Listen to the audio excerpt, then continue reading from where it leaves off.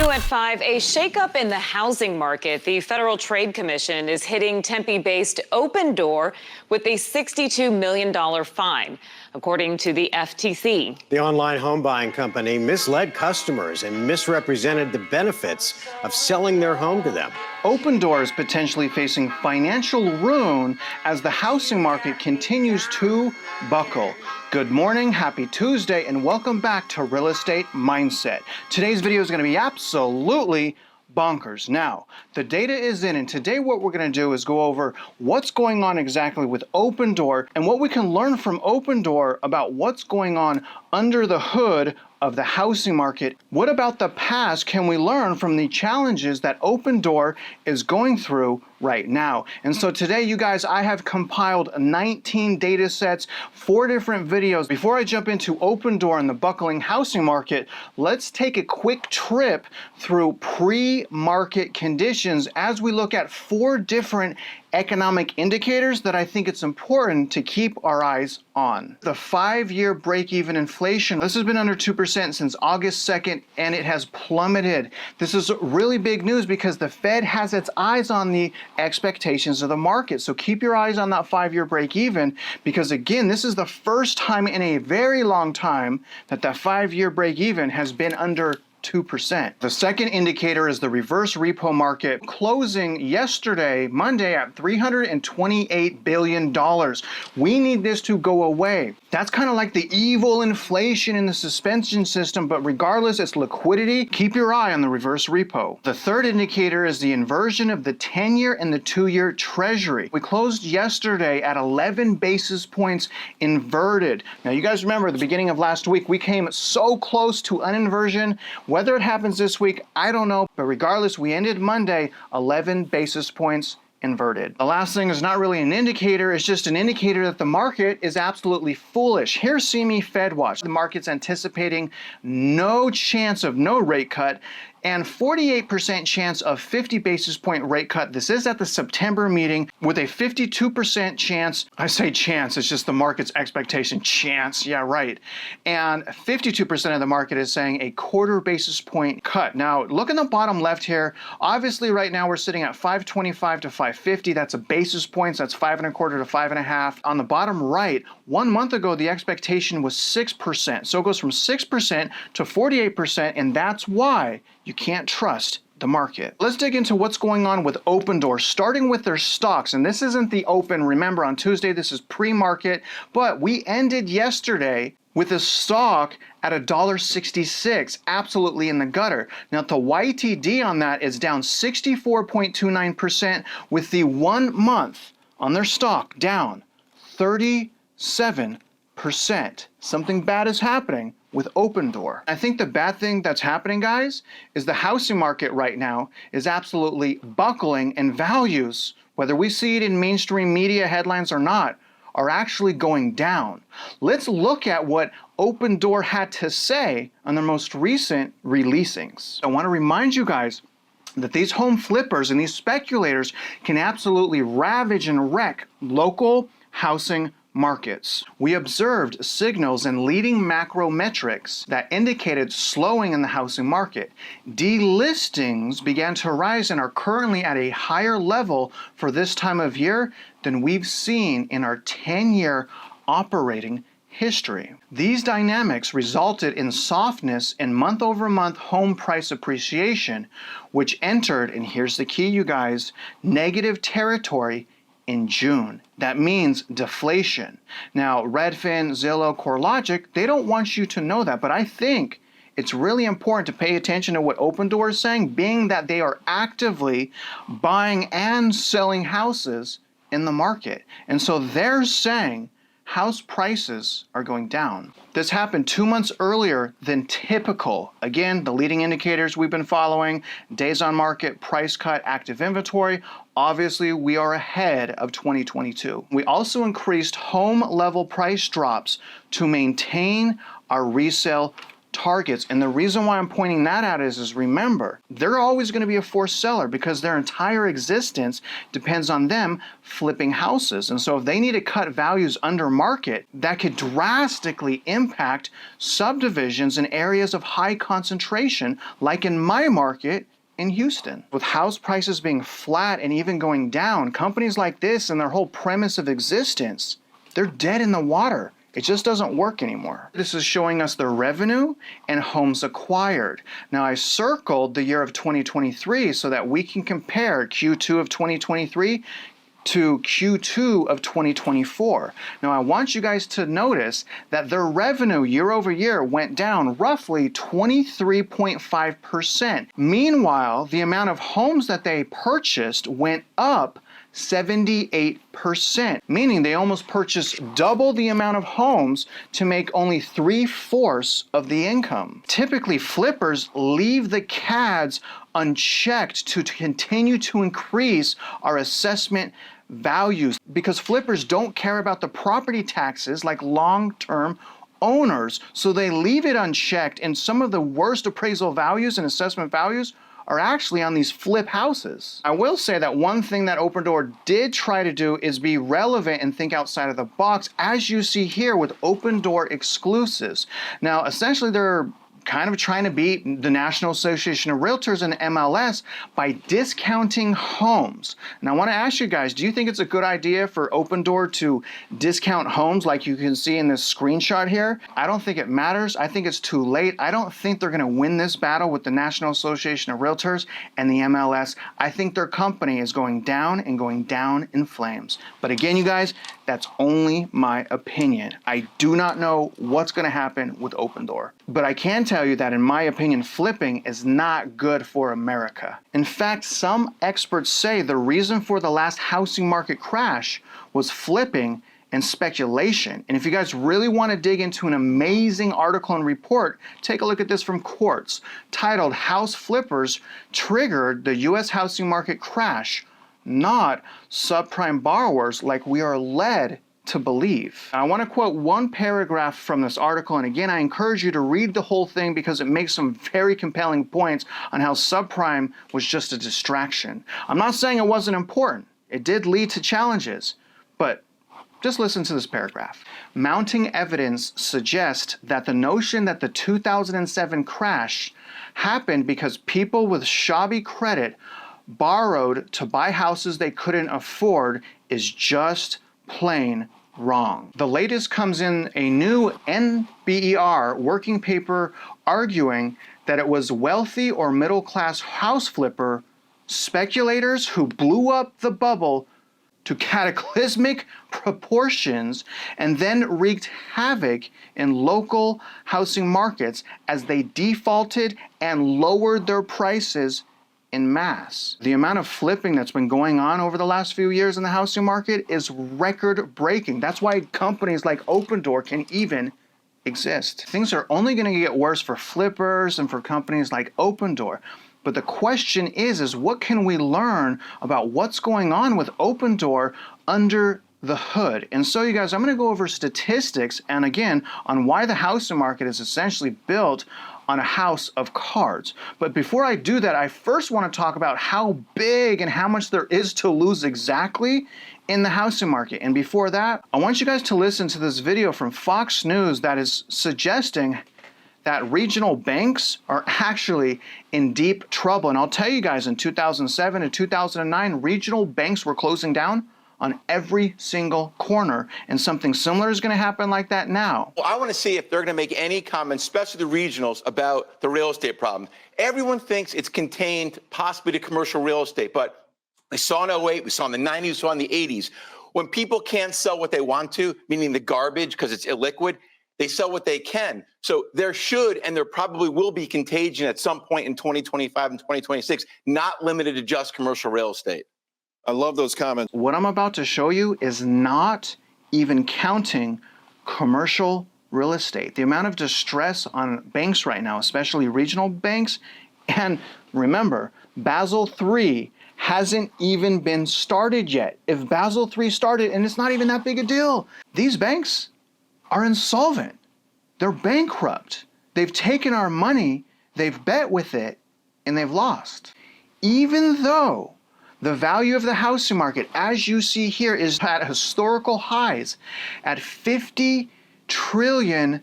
You guys, fraud has fixed these values. The tax revenue on the 50 trillion with the T is absolutely killing America. And again, the municipalities, the schools, they're all broke. So when I look at that, I start to realize that these major markets that are super tight, all that needs to happen for them to collapse in value is a slight sneeze. They can't support just a moderate decline just from a taxing standpoint and survive. They're bankrupt even with these prices. You guys, something bad is going to happen. I think I have my answer to how some of these tight markets will collapse. And again, slight unemployment, slight waking up of the public.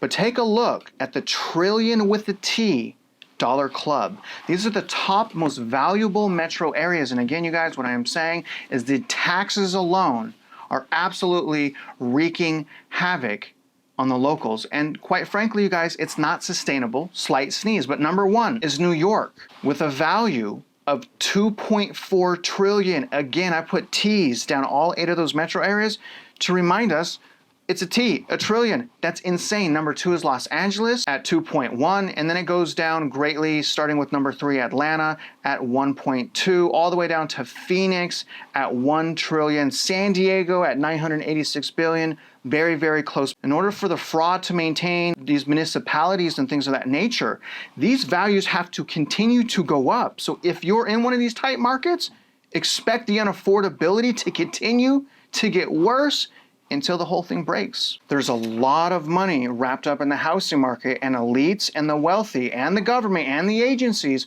want the entire thing to keep going as long as they can. They want us to continue to spend into the end. Meanwhile, we're being taxed out of our minds. We can't fathom the amount of overtaxation and overvalue that we just saw there. And again, ask yourself this question: how could they possibly be broke? And we know they're broke because one thing we can look at is the overwhelming deficit spending. Let's listen to what Jerome Powell has recently said about the housing market, and then let's ask whether or not we agree with what he's saying. And what do you think is driving these high prices?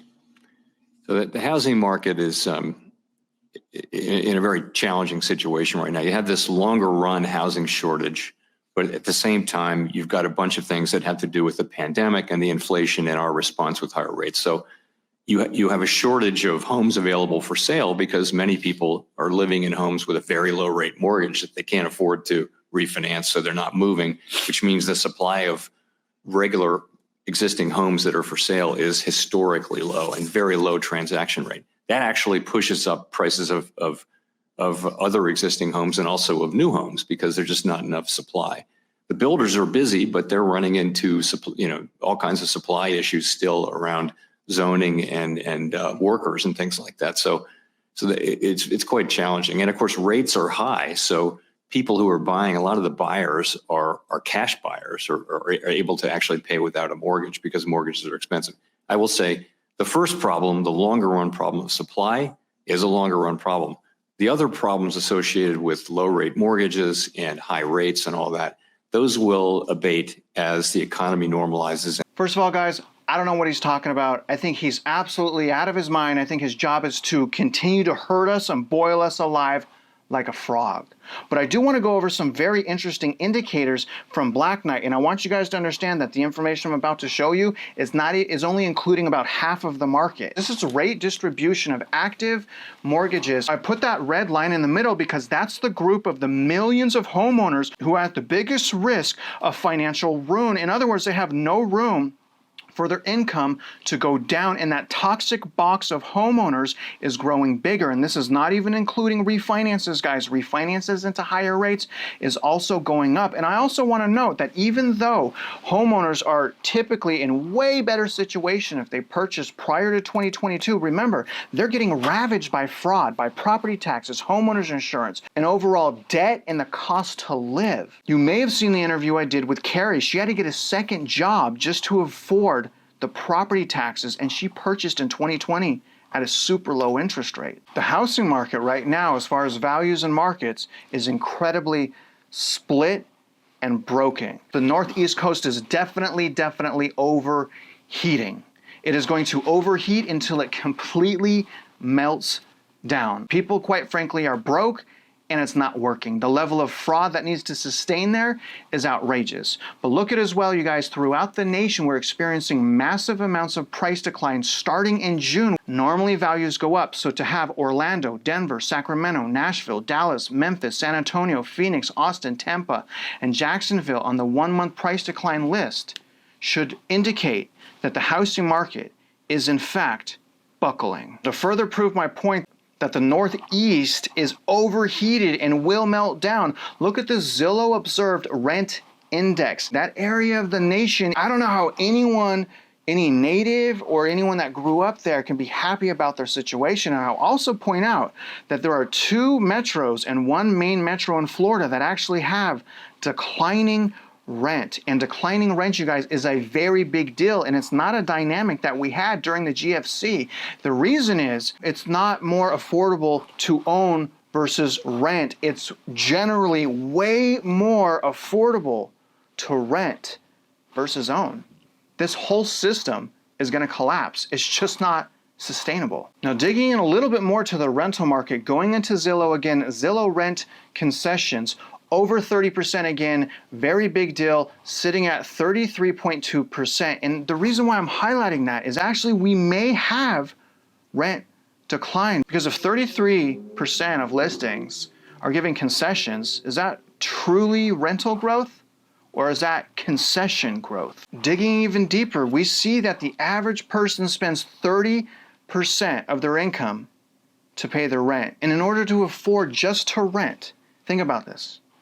You need to make $82,000. What is happening here around America is not going to work. And a lot of what happened I blame on fraud, inflation, greed, corruption, and the Federal Reserve. Comment below. Let me know what you think is going on. I want to end us out taking a look at the foreclosure information, because a few points that the bulls make, like Lance make and Logan make, is we're actually at a really low level of delinquency. And so I think that actually there is merit there to acknowledge that historically, yes, we are. But I also think it's important to acknowledge that the data that they're using is barely even covering half of the total data, and that when we look at the bigger picture, there's more than double the amount of homes and delinquency, and the delinquency rate goes from 3.5% to 5%. So remember, when we're looking at this data, this is the absolute most optimistic data that the bulls have, and it's not even accurate. Things happen very slowly, and then it turns into a flash crash of a situation. And taking a look at this chart, negative and limited equity growth. What I want to point out is the negative equity really accelerated when we were already in recession and after recession. We really can't compare what's going on right now to what happened during the recession, during the GFC. And I also want to point out negative equity actually reversed in 2012. Now, I believe that's a direct result of the Fed purchasing mortgage-backed securities. So my question is, would home prices have even gone up without QE? You guys, listen to what I'm saying.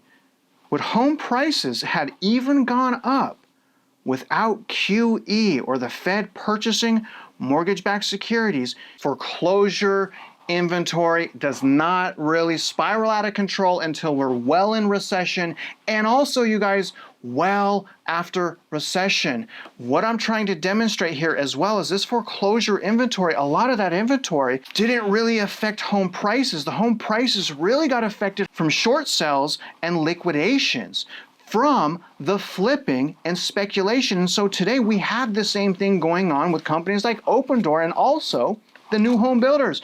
The new home builders are in the same situation, if not worse, than they were right before the GFC. So the question is what does Jerome Powell want to see in the housing market? Take a listen. It's very important, and the single best thing we can do is get prices under control, get inflation under control, so that we can have a long expansion with, the record is clear that a long expansion really gives significant benefits to people at the at the low end of the income spectrum because the labor market gets very tight, inflation is low, and they benefit more than anybody. So that's where we were before the pandemic, and we'd like to get back to that place. I don't know, guys. I think that we may need a recession and a depression to get us back to where we need to live an affordable life as Americans. The fact that almost no American with a spouse and children can afford to live without being in overwhelming debt is shocking. I want to ask you guys, how do we let it get this bad? And then let me ask you this question. Was it even our fault? Was it really just the fraud?